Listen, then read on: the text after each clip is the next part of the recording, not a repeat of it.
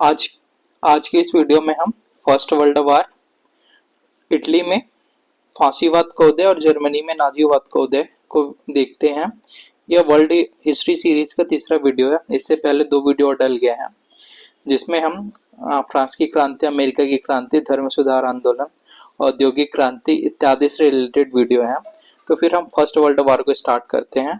तो first world war की जो शुरुआत हुई थी वो 28 जुलाई 1914 को हुई थी और इसका जो तत्कालिक कारण था वो ऑस्ट्रिया के राजकुमार फर्डिनेंड की, जो बोस्निया की राजधानी थी सेरेजेवा में, उसकी हत्या कर दी गई थी।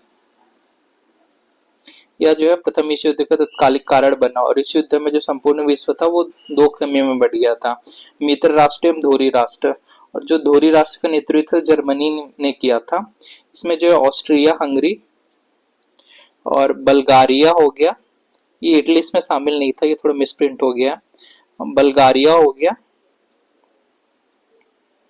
और तुर्की जो थे वो धुरी राष्ट्र में जर्मनी जिसका नेतृत्व कर रहे थे उसमें शामिल थे।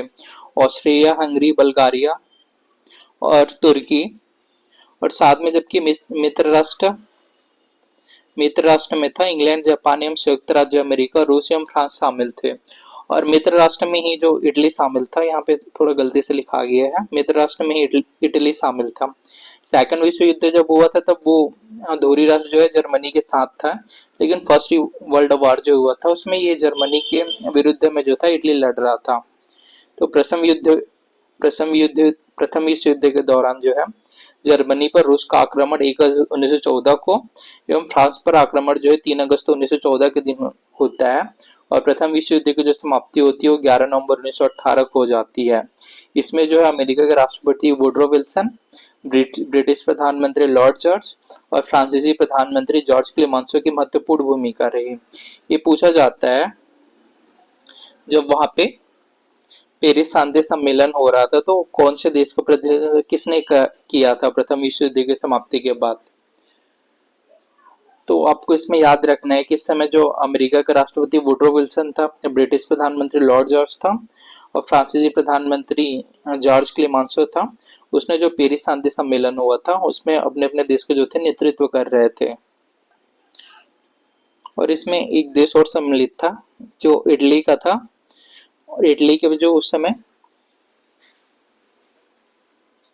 इटली के जो प्रधानमंत्री थे ओरलैंडो, वो भी इस समय पेरिस शांति सम्मेलन हुआ था उसका नेतृत्व कर रहे थे। तो इसमें अमेरिका का राष्ट्रपति वुडरो विल्सन, ब्रिटिश प्रधानमंत्री लॉर्ड जॉर्ज, फ्रांसीसी प्रधानमंत्री जॉर्ज क्लेमेंसो, इटली के प्रधानमंत्री ओरलैंडो जो थे, पेरिस शांति सम्मेलन हुआ प्रथम विश्व युद्ध के बाद, उसमें अपने अपने देश का नेतृत्व कर रहे थे। और यहाँ पर है यूरोप में गुटबंदियों का जनक जो बिस्मार्क को कहते हैं, और स्वेक व्यक्ति का बोध जो थे ये रुपयार्ड किपलिंग थे।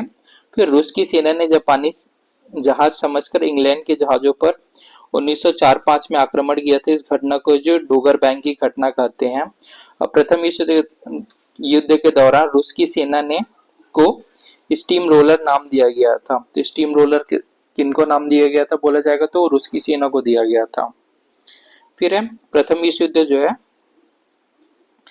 के बाद 18 जनवरी 1919 को पेरिस के अंदर एक पेरिस शांति सम्मेलन होता था। जो देश का नाम बता रहा था वो उसका नेतृत्व कर रहे थे। इस सम्मेलन में कुल 32 मित्र राष्ट्रों ने भाग लिया, जिसमें एकमात्र देश रूस था जिसने भाग नहीं लिया, और धुरी राष्ट्र जीते जिस उसने भी इस युद्ध में भाग नहीं लिया था। और इस सम्मेलन में फ्रांस के प्रधानमंत्री क्लेमेंसो जो थे इसकी अध्यक्षता कर रहे थे। 6 अप्रैल 1917 को अमेरिका युद्ध समाप्त करने की दृष्टि से प्रथम विश्व युद्ध में भाग लिया था और जर्मनी के विरुद्ध जो थी युद्ध की घोषणा कर दी थी।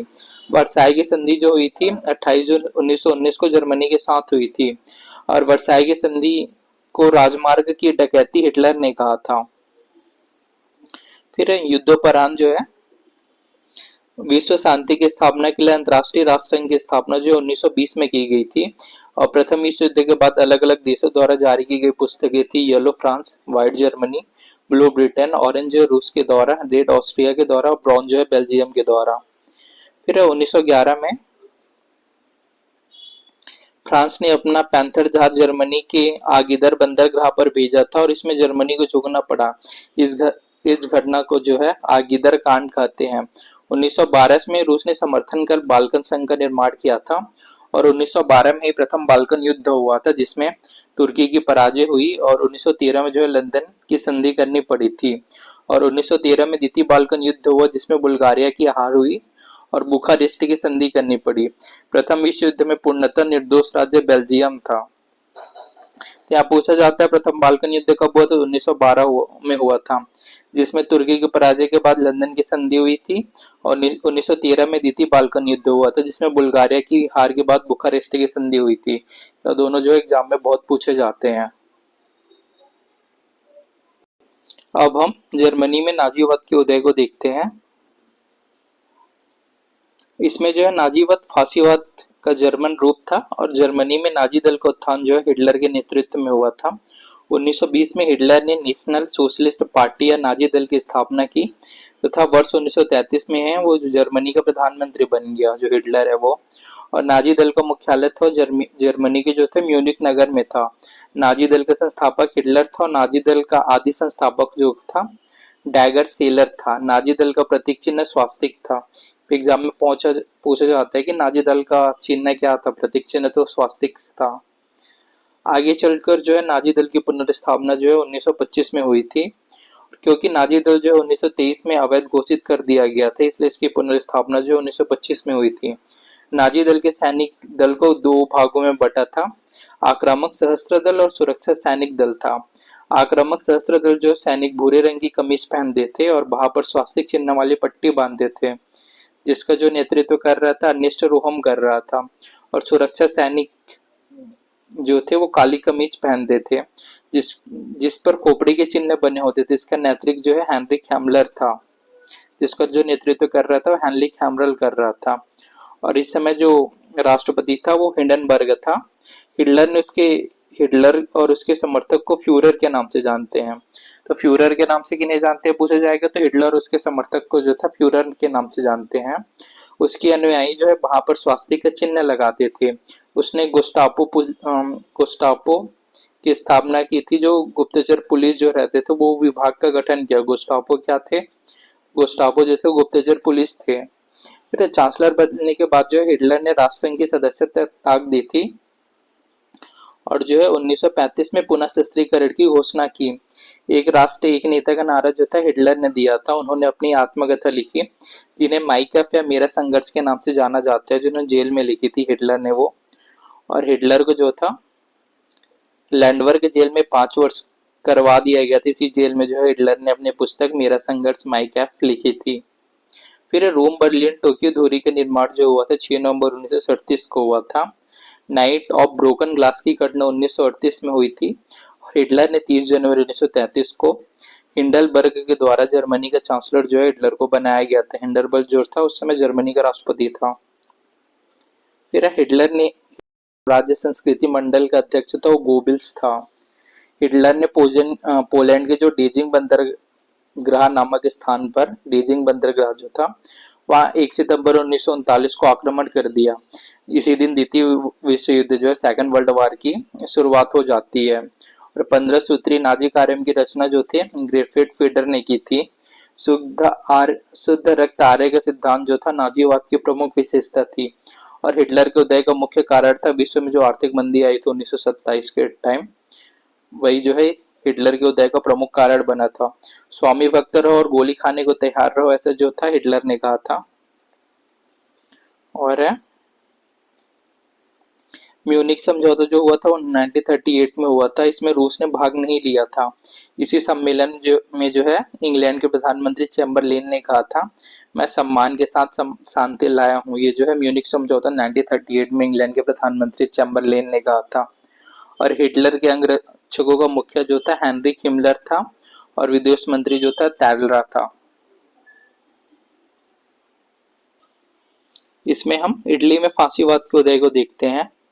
जब प्रथम विश्व युद्ध के बाद इटली की मित्र राष्ट्रों से असंतुष्टि तथा युद्धोपरांत सैनिक की छटनी से उत्पन्न अराजक स्थिति को सुधारने के लिए मुसोलिनी ने भूतपूर्व सैनिकों की मदद से मिलान में एक संगठन बनाया जिसे फासिस्ट कहा जाता था।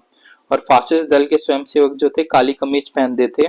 फांसीवाद जो था इतालवी मूल का है और इसका प्रयोग जो है सर्वप्रथम बनीटो मुसोलिनी के नेतृत्व में चलाए गए आंदोलन के लिए किया गया था। और मुसोलिनी का जन्म जो था 1883 में वारेंडो डी कोस्टा में हुआ था। मुसोलिनी को उसके सहयोगी जो है ड्यूस कहते थे। और मुसोलिनी ने बेटिस्ट संगठन जो है ज्वाइन किया था। और मुसोलिनी के जो समाचार पत्र था वो था लोटा दी क्लासे, अवांटी और पापेलो। ये पूछा जाता है मुसोलिनी के समाचार पत्र का क्या नाम था, तो लोटा दी क्लासे, अवांटी और पापुलो, ये जो थे मुसोलिनी के समाचार पत्र के नाम थे। फिर मुसोलिनी ने 23 मार्च 1919 को मिलन नगर में फासिस्ट दल की स्थापना की थी। और मुसोलिनी के जो अनुयायी थे वो सैनिक ब्लैक शर्ट पहनते थे। और मुसोलिनी का जो फासिस्ट दल 1971 में राष्ट्रीय फासिस्ट दल बन गया था। 27 अक्टूबर 1922 को जो है मुसोलिनी ने रोम मार्च का आयोजन किया और 30 सितंबर को मुसोलिनी रोम का प्रधानमंत्री बन गया था। मुसोलिनी ने गुप्त पुलिस गठन की, जिसे जो हम ओरा कहते हैं, और स्थानीय शासन का जो अधिकारी था वो पोडेस्टा था। फिर है मुसोलिनी ने मजदूरों के मनोरंजन के लिए डोपलावोरो नामक संस्था की जो थी स्थापना की थी। मुसोलिनी ने 1923 में शिक्षा व्यवस्था में सुधार हेतु जेंटाइल सुधार योजना लागू की थी। लेटरन जो समझौता हुआ तो 11 फरवरी 1929 को मुसोलिनी और पोप के मध्य हुआ था।